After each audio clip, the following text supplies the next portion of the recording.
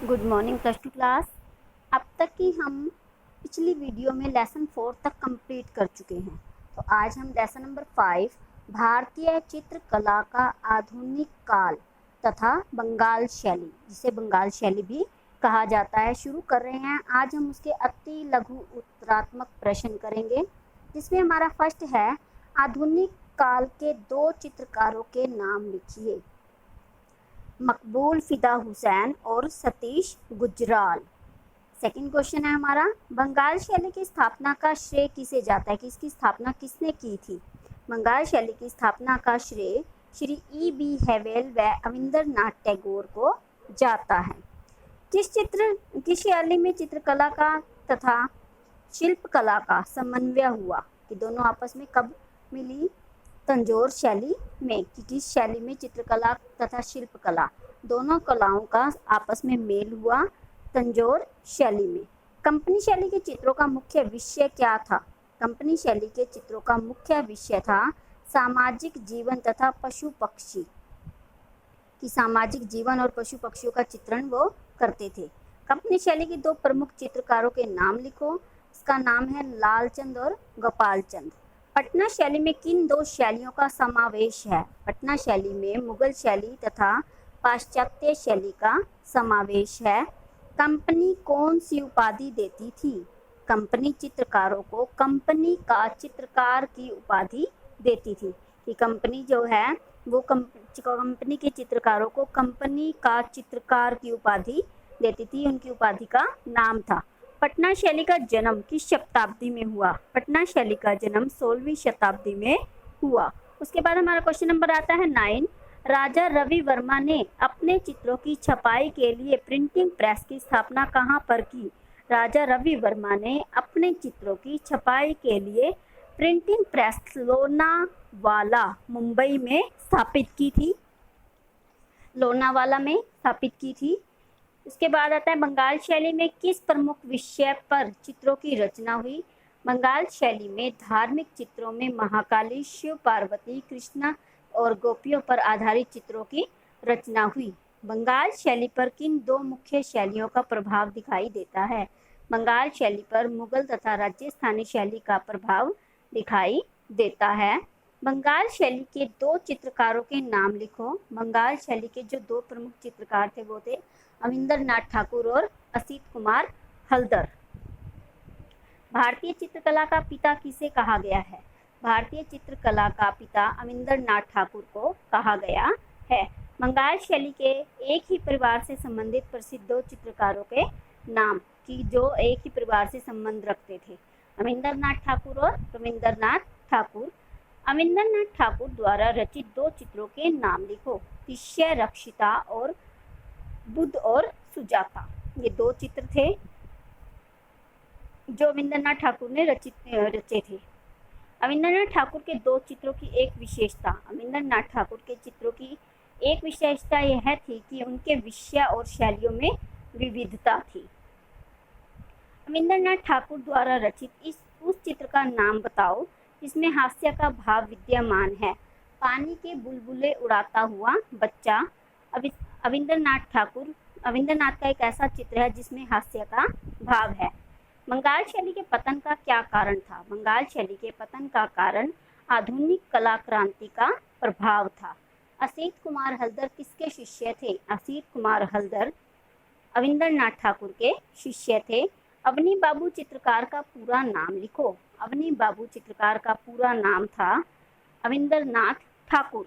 कवि कलाकार के नाम से जाने वाले चित्रकार का नाम असित कुमार हल्दर, जिसे कवि कलाकार के रूप में जाना जाता है। असित कुमार हल्दर द्वारा रचित चित्र ग्रंथों के नाम लिखो, कि उन्होंने कौन कौन से चित्रों की रचना की थी। मेघदूत, ऋतु संहार, उमर खयाम तथा रामायण इनके द्वारा रचित चित्र ग्रंथ हैं। असित कुमार हल्दर द्वारा रचित 2 चित्रों के नाम, लोहे का व्यापार और निर्माता अकबर। नंदलाल बसु के चित्रों का प्रमुख विषय क्या था? नंदलाल बसु के चित्रों का प्रमुख विषय बुद्ध धर्म की कथाएं और पौराणिक हिंदू धर्म था। पौराणिक यानी प्राचीन। नंदलाल बसु को भारत सरकार ने किस उपाधि से सम्मानित किया? नंदलाल बसु को 1961 में भारत सरकार ने पद्म विभूषण की उपाधि से सम्मानित किया। नंदलाल बसु द्वारा रचित एक मुख्य चित्र का नाम लिखो। शिव तपस्या में लीन पार्वती की पार्वती जो है वो शिव की तपस्या में लीन है। प्रतीक्षा नामक चित्र किस चित्रकार द्वारा बनाया गया था? प्रतीक्षा नामक चित्र नंदलाल बसु द्वारा बनाया गया था। कौन से कलाकार मास्टर मोशाई के नाम से प्रसिद्ध हैं? नंदलाल बसु मास्टर मोशाई के नाम से प्रसिद्ध हैं। नंदलाल बसु।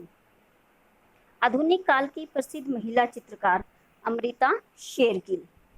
आधुनिक काल की प्रसिद्ध महिला चित्रकार है। अमृता शेरगिल ने किस कला शिक्षक से चित्रकला की शिक्षा ली थी?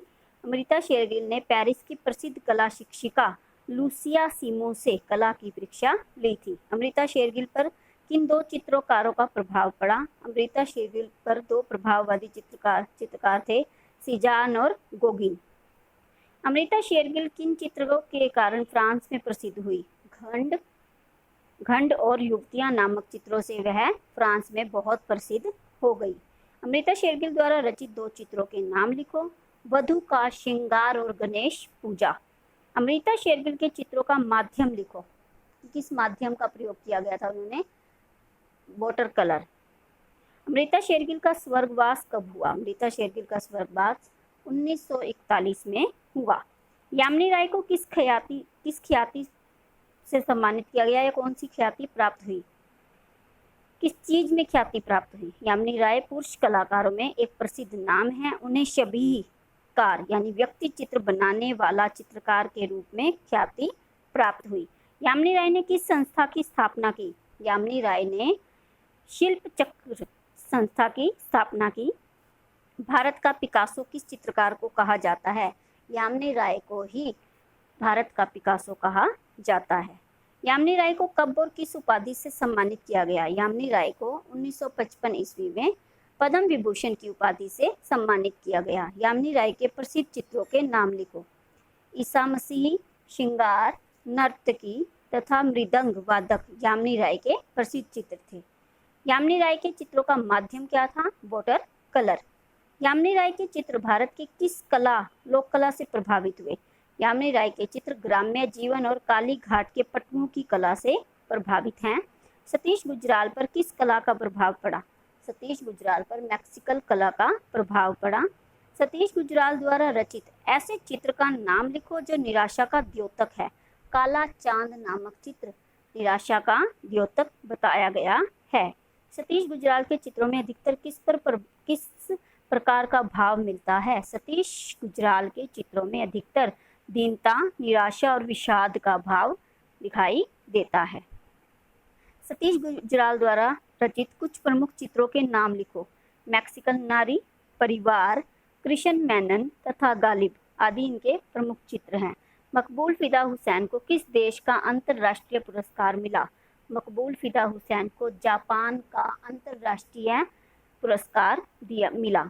मकबूल फिदा हुसैन को जापान का अंतर्राष्ट्रीय पुरस्कार मिला। उसके बाद हमारा क्वेश्चन नंबर 48 आता है। मकबूल फिदा हुसैन के प्रसिद्ध चित्रों के नाम। ढुलकिया, बैलगाड़ी, घोड़ा, वापसी आदि इनके प्रमुख चित्र हैं। मकबूल फिदा हुसैन को कौन सा प्रथम पुरस्कार मिला? मकबूल फिदा हुसैन को ललित कला अकादमी का प्रथम पुरस्कार 1955 ईस्वी में मिला। विश्व कवि किस चित्रकार को कहा जाता है? रविंद्रनाथ ठाकुर को विश्व कवि के नाम से जाना जाता है। गगनेंद्रनाथ ठाकुर द्वारा रचित एक चित्र का नाम लिखो। सवलिनल देश गगनेंद्रनाथ ठाकुर द्वारा रचित एक प्रसिद्ध चित्र है। देवी प्रसाद राय चौधरी किस प्रकार के चित्र बनाने में दक्ष हैं? देवी प्रसाद राय चौधरी दृश्य चित्र बनाने में दक्ष हैं।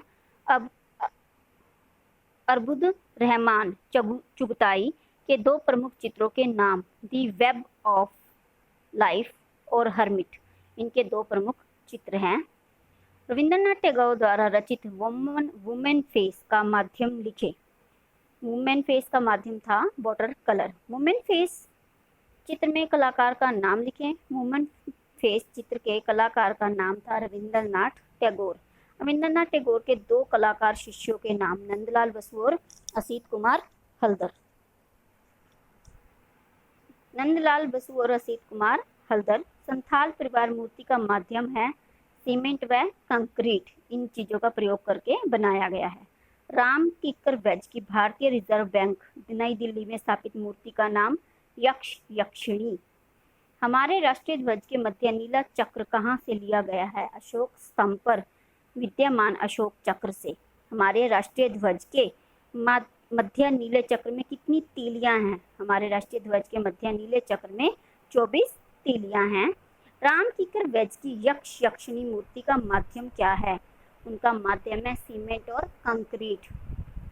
हमारे राष्ट्रीय ध्वज की लंबाई और चौड़ाई का अनुपात क्या है? हमारे राष्ट्रीय ध्वज की लंबाई और चौड़ाई का अनुपात है 2:3। तिरंगे को हमारे राष्ट्रीय ध्वज के रूप में कब अपनाया गया? तिरंगे को हमारे राष्ट्रीय ध्वज के रूप में 22 जुलाई 1947 ईस्वी में अपनाया गया।